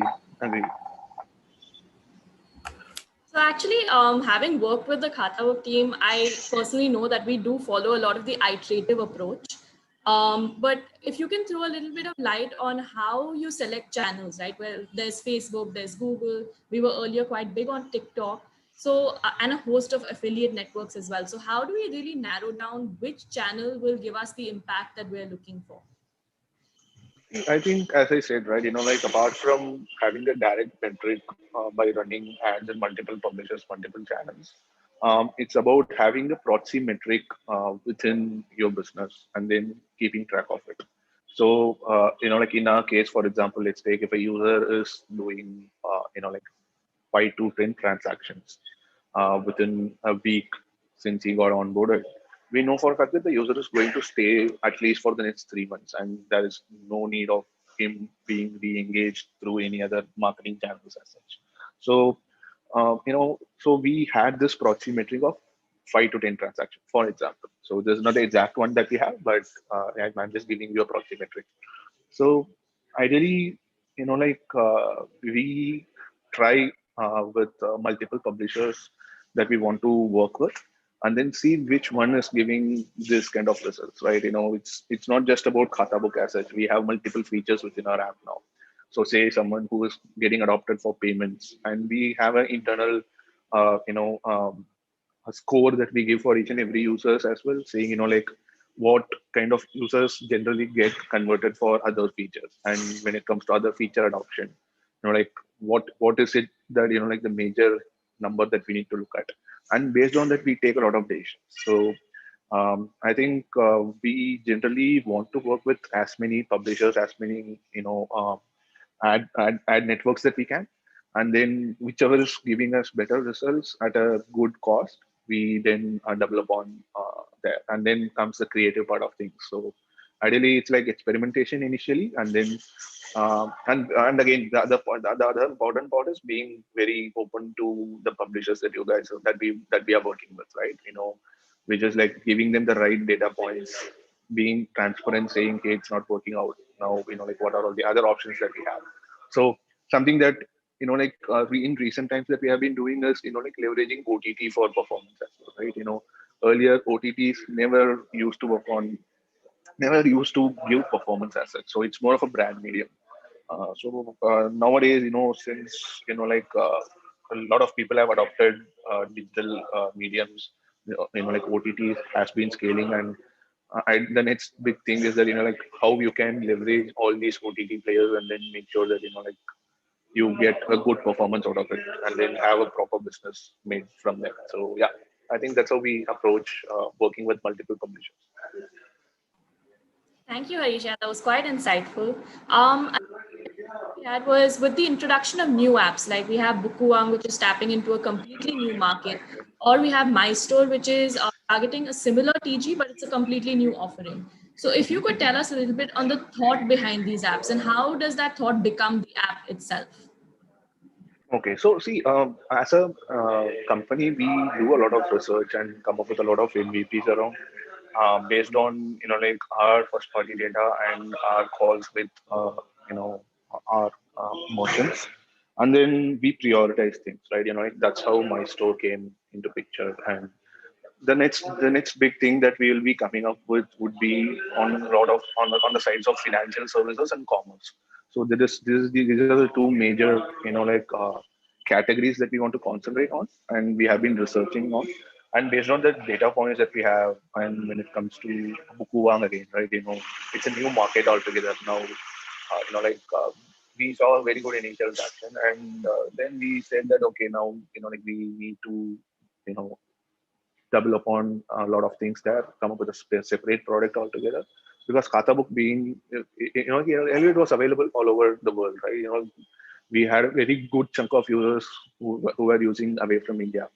Now, based on those kind of data, plus, how the market is, in that particular country, wherever that we want to explore, we combine those insights and then see what good product can be made. And then we generally keep researching and developing MVPs and testing out. So yeah, that's a way forward for us. Right, Harish. And do you want to share, you'll also use the strategy of testing out My Store as a separate app. So in terms of overlap of customers, I do know the data, but even for the participants, in terms of how do you drive adoption for a new product in your existing user base, you'll have been very successful in doing that. So any insights over there would be very interesting. Sure. I think so. When it comes to My Store again, right? The best thing about My Store is how simple the onboarding of a merchant or a shopkeeper is, and then how easy it is for them to create catalogs. So ideally, if at all you want to look at someone like Shopify, for example, you need to know how to operate a computer. Now, ideally, we want to come up with a simplified version of Shopify, which can be used by across all length and breadth of India. So that's the idea. And when it comes to overall the insights that we get from our consumers as well, right? It's a combination of a lot of things. They want invoicing, they want payment collection at one single place, and how do you reconcile your data of payments, QR payments, payment links, plus your ledger transaction and all these stuff. And ideally, it would be too much to handle within one app in the end, right? So you can't just have everything within Khatabook. And ideally, if at all you want to experiment, it needs to be a separate app altogether. So that's how we started with it. And as I said, each and everything that we do comes from our consumers, right? That's how we take up things, and that's how we prioritize. And overall, we were able to leverage a good scale when it comes to our internal Khatabook users as well. They, their adoption is pretty good when you compare to any other users that we get outside. And overall, at an organic level as well, I think we are able to scale it up as much as we can.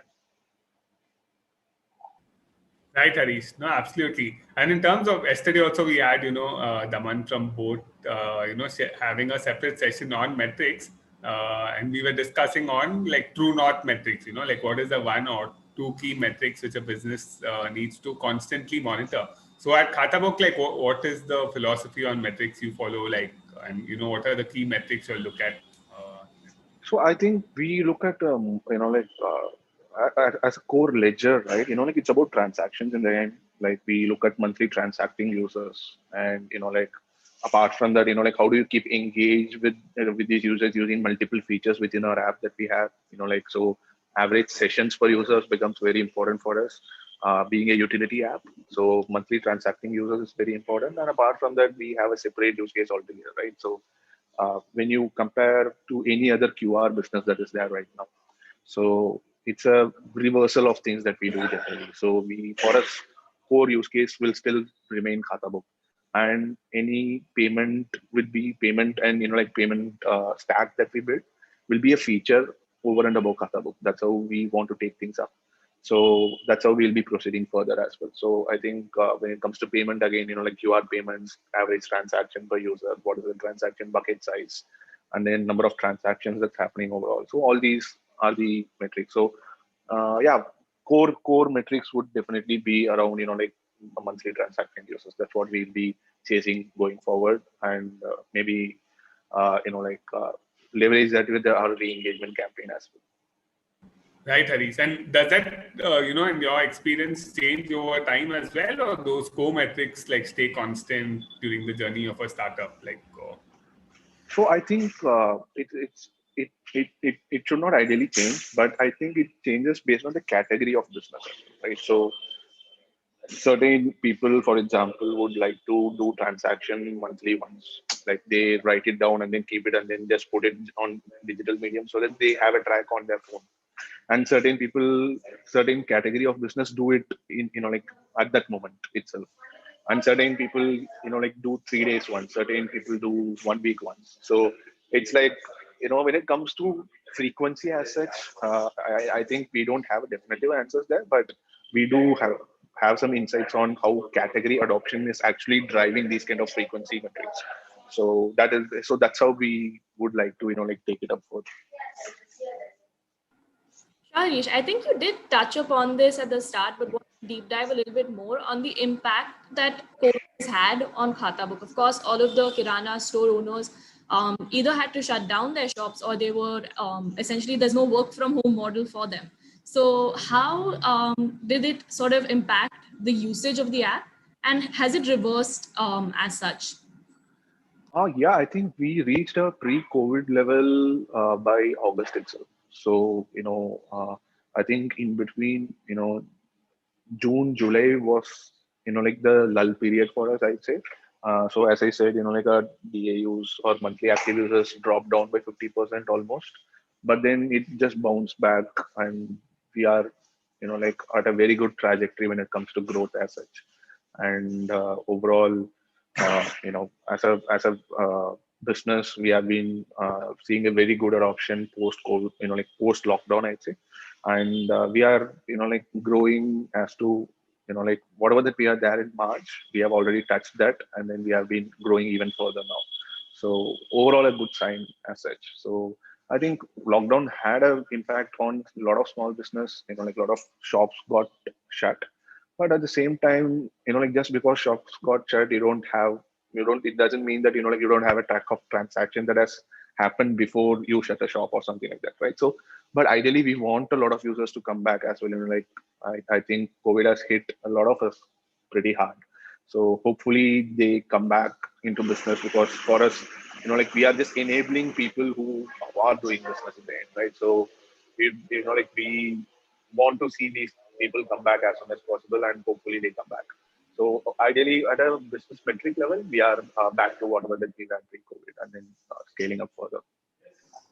Right, and I just wanted to understand a little bit more. So you mentioned that, of course, there was a lull during the lockdown. So as a business, then how do you respond to that lull? How do you decide that this is our strategy for the next couple of months?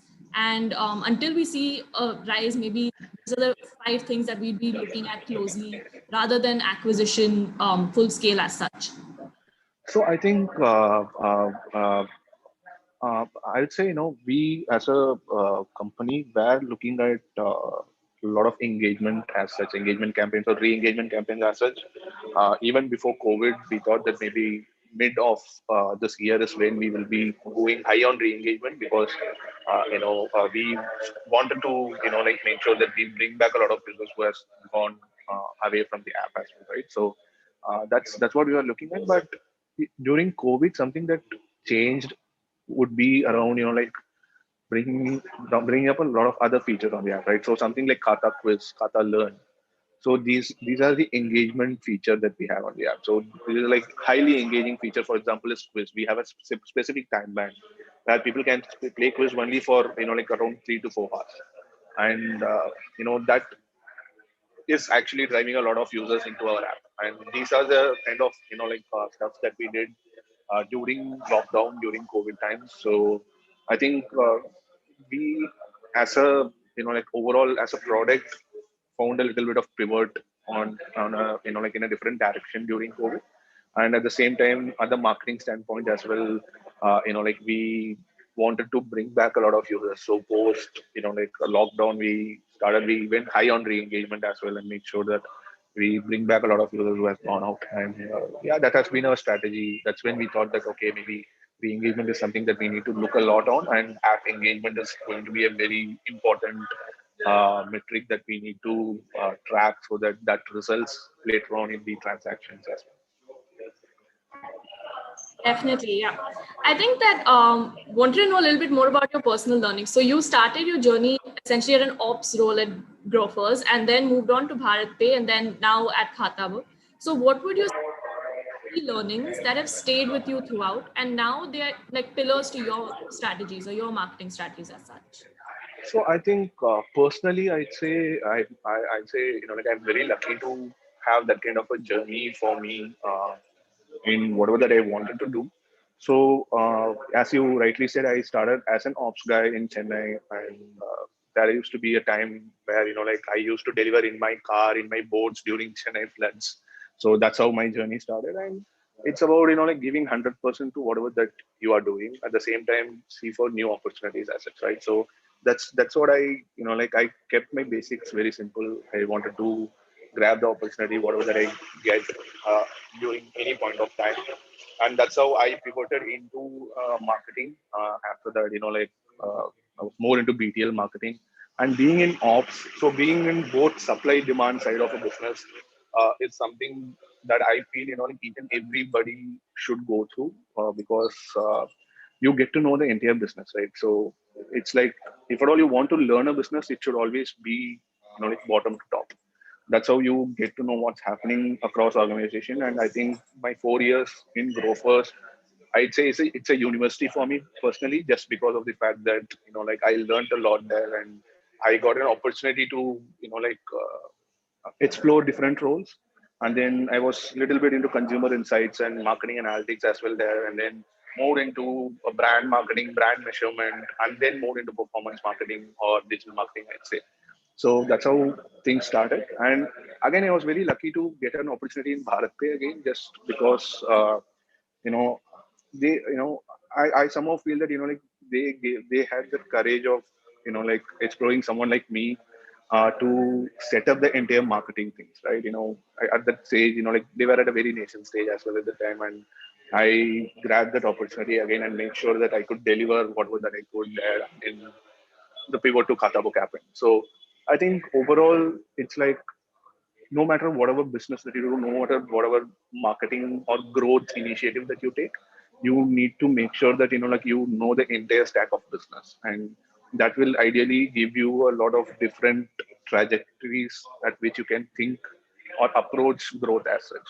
So I think that's something that I think is very important for each and every marketer or growth person. Thanks for sharing that, Harish. I think that's on the team as well, right? Like you'll have an amazing team at Khatabook as well, and you obviously even at the startups like Grofers and Bharat Pay, it's been Power Pack team. So how do you get these Power Pack teams together? In terms of the culture as well. How do you all align on like common ground rules? So I think it's very important when you are hiring at an initial stage, right? Like having the right culture fit. I think we are glad and lucky enough to have that kind of a team, like at a very initial stage. And I think some way or the other, it's like I don't know. I feel culture fit is something that's very important, and that mindset to learn anything and everything, and then making sure that you take that ownership and driving things is something that's also pretty important at a startup scenario. And good that we got a lot of like-minded people on board, and then things are being driven in a way, like in an unprecedented scale, I'd say.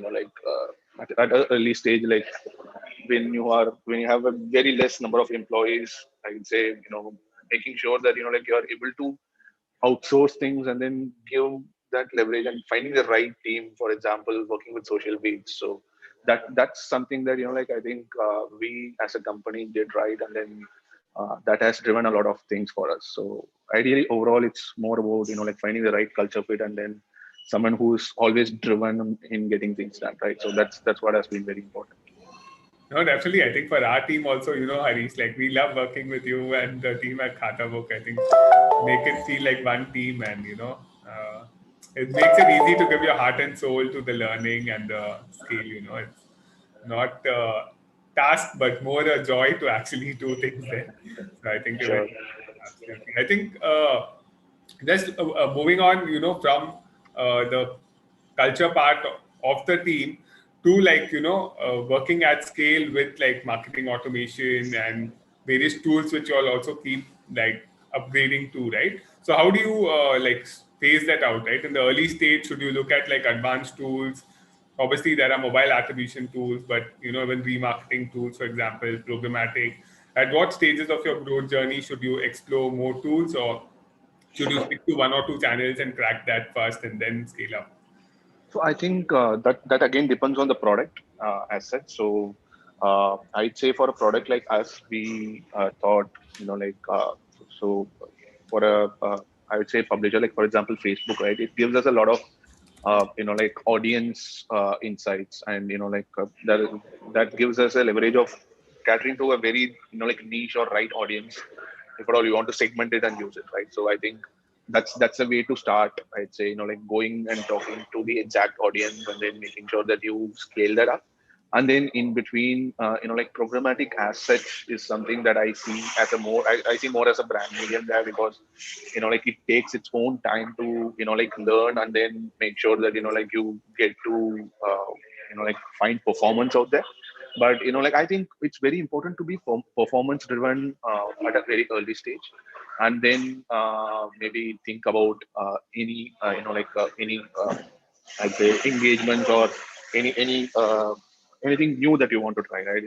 It's just that you need to keep the basics right, and then go ahead and experiment with a lot of things.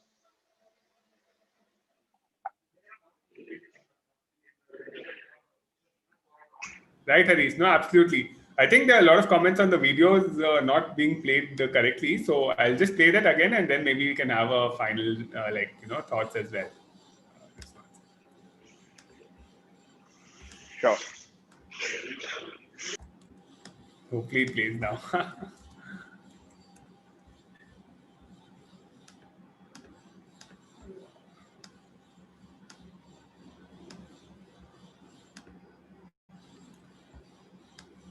हाँ भैया, मन खत्म हो गया है, हिसाब बता दो जल्दी। एक सेकंड मैडम, आपका टोटल हुआ है 4,500 रुपए।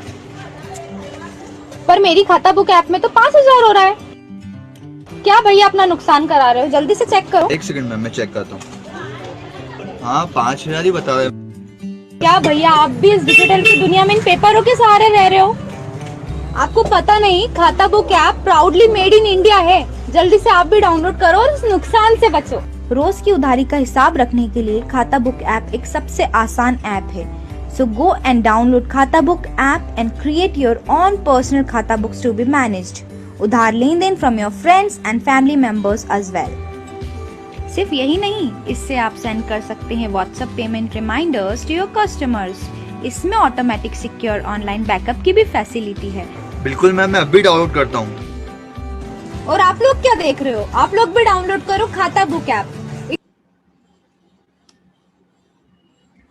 No, that's great. I think a lot of English as well, right? Just to connect with the users, combination of Hindi and English, which makes it very informal and easy for a person to understand as well. You don't need a PhD degree to get that. So exactly, I think that's the kind of audience that we cater to as well in the end, right? So yeah, that's what has helped us, and doing this in almost all the languages that you have in the app. So that's pretty important as well. No, thanks, Harish. I think it's been a very interesting session on hyperscaling. As we wind up, any final thoughts on mistakes like folks should avoid while hyperscaling, or any one learning which you would like to share with them before we wind up? I think there's nothing specific that I could think about right now, I'd say, but it's just that believe in your insight that you have, and then make sure that you keep working on that part. I don't think that that I never believe on this concept called as hacking, growth hacking and things like that. It's just about getting your basics right and making sure that you believe on that and then keep going with that. So I think that's how things needs to move on. No, definitely. I think from my side, from our session, one learning was definitely that product, tech and marketing have to really work very closely with one single goal. and also get the team right with the right culture. I think we have seen that by working with you and the team at Khatabook. I think we work with like a lot of companies, right? I think the culture at Khatabook in terms of speed and scale and experimentation, I think it's unprecedented, and that's definitely a key driver of success. I'm sure Satvika will also agree with me. Satvika. Absolutely. Yeah, so I think that just to add on, like I think the team at Khatabook ideally always empowers us to experiment, which is something that we don't get a lot, especially working with a bunch of clients. Khatabook always is experiment first and definitely marries product, tech, and creative. And personally, working with Harish has been great as well. Thank you. Thanks for the opportunity. I say it's been a pleasure working with you guys as well, and let's keep scaling up.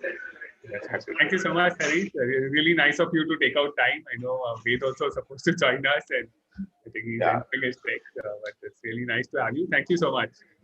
Look forward to Thanks. Thank you. Sunil. Thank you so much. Bye, Harish. See you. Bye.